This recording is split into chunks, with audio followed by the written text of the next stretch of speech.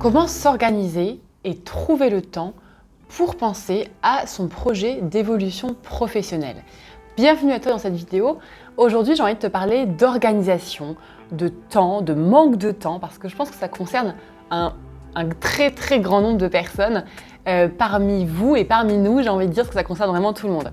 Alors, comment est-ce que l'on peut faire pour se dégager du temps dans on va dire un monde où tout va à 1000 à l'heure, où tout le monde manque de temps, et comment est-ce qu'on va faire pour s'en dégager encore plus, parce que là on a envie de se poser des questions sur notre évolution ou sur une reconversion professionnelle. Je pense que cette problématique te parle sûrement, parce que quand on a envie de prendre soin de soi, penser à sa carrière professionnelle, et ben en fait on a beaucoup de mal, parce que la première chose qui nous manque, en fait, c'est le temps, très clairement. Donc, en fait, j'ai envie de te répondre aujourd'hui à cette vidéo, comment faire pour trouver du temps, pour se dégager du temps, pour penser à son projet d'évolution professionnelle, que ce soit évoluer au sein du métier ou quitter complètement le métier d'infirmière. Pour cela, moi, je vais te partager du coup 4 conseils. 4 conseils, ou plutôt 4 choses que je fais personnellement. Parce que souvent, on me demande, mais Charlotte, comment tu fais pour trouver le temps de faire tout ça? C'est vrai que je fais beaucoup de choses et que j'ai des familles à côté, comme tout le monde, comme beaucoup de personnes en tout cas, et qu'en fait, j'ai des amis, j'ai une famille, le travail qui prend beaucoup de temps, et souvent on me dit mais comment tu fais pour faire tout ça? Donc en fait, les conseils que j'ai envie de vous partager aujourd'hui, pas forcément des conseils que vous allez pouvoir appliquer tout de suite, ou que j'ai envie de vous de vous forcer à faire, pas du tout. C'est vraiment comment est-ce que moi je m'organise et qu'est-ce qui fonctionne chez moi pour trouver tout ce temps. Je considère que du temps on en a, ou du moins on peut en trouver si on le veut. Donc déjà, avant de commencer, je trouve que c'est une histoire de priorité. Quand on a envie de faire quelque chose, quand on a vraiment très envie de faire quelque chose, on va trouver finalement le temps pour ça. Mais pour ça, on va devoir se dégager du temps et enlever les choses, je vais pas dire inutiles, mais moins utiles, ou du moins s'organiser et prioriser. Donc du coup, je vais te partager 4 conseils, 4 choses que moi je fais et qui m'aident énormément à me dégager du temps. La première, elle date d'il y a quelques années maintenant déjà, au moment où je tourne cette vidéo, et ça m'a vraiment aidé en fait à me dégager beaucoup de temps. Beaucoup de temps. Au moment en fait où j'ai commencé à vouloir créer quelque chose. À ce moment-là, je ne vais pas en parler ici, mais voilà, je savais que je voulais créer ma boîte, je voulais créer quelque chose, mais je ne savais pas quoi. Et en fait, c'est quelque chose qui prend beaucoup de temps. Ça, j'en ai déjà parlé encore une fois, mais voilà, je me suis dit, mais comment je vais pouvoir me dégager du temps? Et en fait, ce que je fais du coup, ce qui marche beaucoup, et ce qui m'a beaucoup aidé, c'est le fait de ne plus avoir de télé. Donc toi que tu vas te dire, non mais attends, c'est beaucoup trop difficile, c'est beaucoup trop hard, c'est impossible pour moi, pas de souci. Donc encore une fois, je ne suis pas là pour te dire ne jette ta télé, pas du tout. Et j'ai expliqué comment ça s'est passé pour moi. Un jour, elle a lâché, bon après 8-9 ans, forcément, à un moment donné, les objets ne fonctionnent plus parfois. Et du coup, elle a lâché, elle ne fonctionnait plus. Et du coup, il a fallu la changer. Et du coup, c'est vrai qu'au moment de l'acheter, en fait, je me suis rendu compte qu'il y avait beaucoup plus de place chez moi déjà. Et qu'en fait, mes soirées, je les occupais différemment. Et j'ai commencé à retrouver le temps de la lecture et le temps de ne rien faire. Parce que tout le temps qu'on perd en fait à avoir des automatismes où on fait des choses qui ne sont pas utiles, par exemple, peut-être je vais parler de séries Netflix typiquement, où en fait on se dit, je me pose même pas la question de me dire qu'est-ce que je vais faire, j'ouvre mon Netflix, je vais dessus et en fait c'est parti. Et c'est pareil pour la télé. La télé en fait c'était automatisme, on se pose, de toute façon on est crevé en fin de journée. Et ça, évidemment, je le vivais comme tout le monde, parce que voilà, après une journée en 7 heures ou en 12 heures, forcément, on est éclaté. Donc, on se pose, on allume la télé et puis c'est parti. Et en fait, pour moi, c'était plus facile parce qu'en fait, j'ai pas eu le choix, entre guillemets, de me dire est-ce que je la jette, est-ce que je la jette pas, est-ce que je la donne, est-ce que je la vends. Elle fonctionnait plus, donc en fait, il a fallu la changer. Et en fait, au moment de me dire est-ce que j'ai vraiment envie de dépenser autant d'argent pour quelque chose qui va me prendre du temps, qui va me prendre de la place et qui ne va pas m'instruire et m'attirer à mon objectif, et la réponse était très vite trouvée. Donc voilà, c'est la première chose en fait qui m'aide énormément à me dégager du temps, c'est-à-dire que je n'ai pas de télé. Après, on va pas se mentir, j'ai quand même Internet et j'ai quand même accès à Netflix. Donc forcément, j'ai du temps en fait pour me vider la tête, pour me tenir à quoi informer des séries du moment. Et je prends ce temps quand il faut. Mais c'est pas un automatisme et c'est pas tous les soirs ou un soir par semaine, etc. C'est moins que ça. Donc, première chose. Deuxième chose que j'avais envie de vous partager ici et qui m'aide moi personnellement à me dégager beaucoup de temps, c'est par rapport aux réseaux sociaux. Donc c'est quelque chose de très spécifique que j'ai mis en place et qui moi m'aide parce que si je vous dis n'allez plus sur Instagram, n'allez plus sur les réseaux, déjà vous ne me verrez plus, donc c'est pas faire de la pub pour ce que je fais, mais c'est pas forcément une solution encore une fois parce qu'il faut faut quand même être aussi un peu dans l'air de son temps. Et faut aussi avoir parfois des interactions sociales qui font du bien, clairement. Moi, ce que je fais, en fait, c'est que j'ai repéré, en fait, donc je prends l'exemple d'Instagram, ce sera peut-être plus simple. J'ai repéré, en fait, ce qui, pour moi, était chronophage. C'est-à-dire que j'ai repéré les comptes que je suivais, qui ne m'apportaient rien ou pas grand-chose, et qui me prenaient beaucoup de temps. Typiquement, les comptes lifestyle de personnes qui ne sont pas du tout infirmières en plus, qui racontent leur vie très clairement. J'ai rien contre ça en soi, mais ça me prenait beaucoup de temps pour pas grand chose.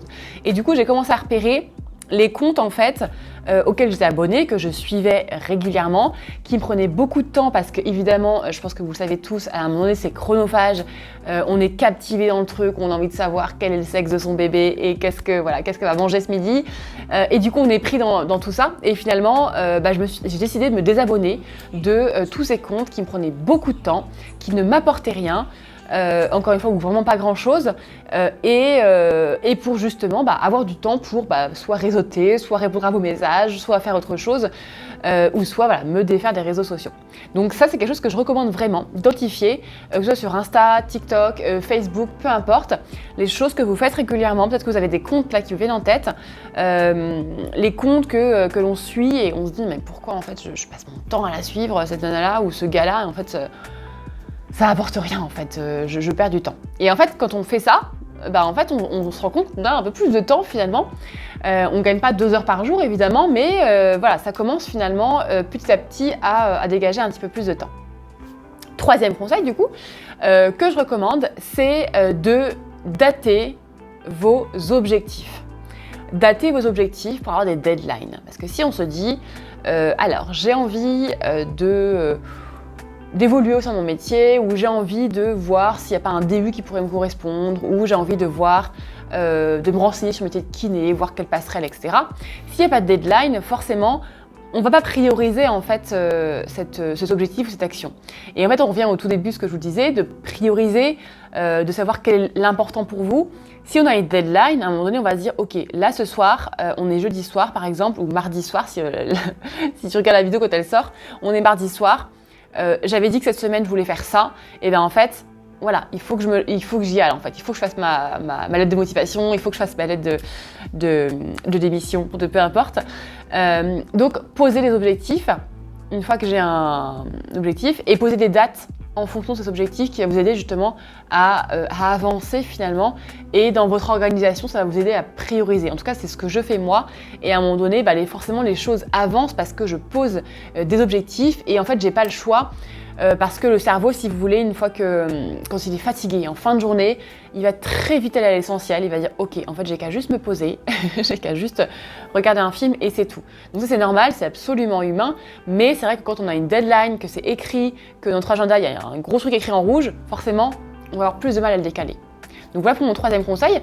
Et dernier conseil que j'ai envie de vous partager par rapport à comment trouver du temps et comment se dégager du temps pour soi et pour son projet, notamment d'évolution professionnelle, ça va être de planifier, encore une fois, dans un agenda, des temps en fait de prévus pour ce projet. Ça peut être par exemple tous les mercredis soirs de 20h à 21h, tous les vendredis matins, les samedis matins, peu importe, mais de planifier à l'avance un temps dédié à ton projet. Donc là je parle d'évolution, mais ça peut être autre chose, ça peut être j'ai pas de temps pour moi, comment est-ce que je fais? Et c'est pareil, c'est de planifier à l'avance Comme ça, il y a zéro excuse, il n'y a pas plein de choses qui vont prendre le dessus.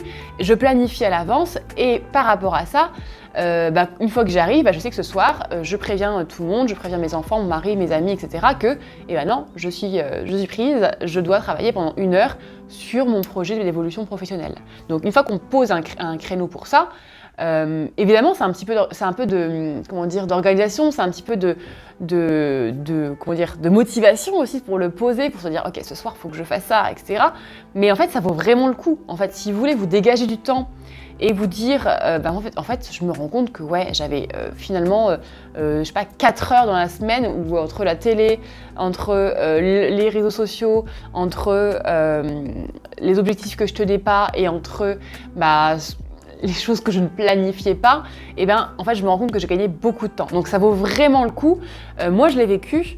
J'aurai d'autres conseils après à vous partager. N'hésitez pas à me dire si ça vous plaît, ce type de vidéos et de conseils. Mais voilà, je pense que ça vaut vraiment le coup de, au début, se motiver un petit peu et après de voir que, en fait, on prend vite l'habitude. Surtout quand c'est un projet d'évolution professionnelle, ça va être sur un temps donné, ça va pas durer non plus pendant des années, donc c'est pas non plus un mental de militaire qu'il faut avoir sur 20 ans à faire ça tous les jeudis soirs, mais se dire voilà, là c'est ma priorité du moment, donc je le fais. Pareil pour ceux qui veulent entreprendre, là je vais entreprendre, je veux créer mon cabinet, etc. Il faut que je mette un peu de discipline, on va dire, au début. Et après, au fur et à mesure, ça va être de plus en plus facile parce que ça va devenir une routine. Et moi, c'est devenu pour beaucoup une routine, même si évidemment, il y a des soirs où je m'y tiens pas, évidemment, il y a des objectifs que je ne remplis pas, évidemment, il y a des deadlines que je dépasse complètement, même des jours, des semaines après, je me dis « Ah mince, c'est toujours pas fait ». Évidemment, mais en fait, ça aide énormément à cadrer et à avoir vraiment une organisation justement qui va nous permettre de se dire « Ok, en fait, du temps, j'en ai. Il faut juste que je priorise et que je m'organise différemment. » Donc voilà pour les conseils que j'avais envie de partager aujourd'hui. Dites-moi en commentaire ce qui vous a plu, ce qui vous inspire et ce que vous avez envie de mettre en place. Dites-moi si vous avez envie d'avoir d'autres conseils ou si vous avez d'autres questions par rapport à mon organisation. Et pensez à vous abonner également pour recevoir toutes les semaines la vidéo de conseils, astuces et idées de reconversion ou d'évolution après infirmière. Et je vous dis à très vite.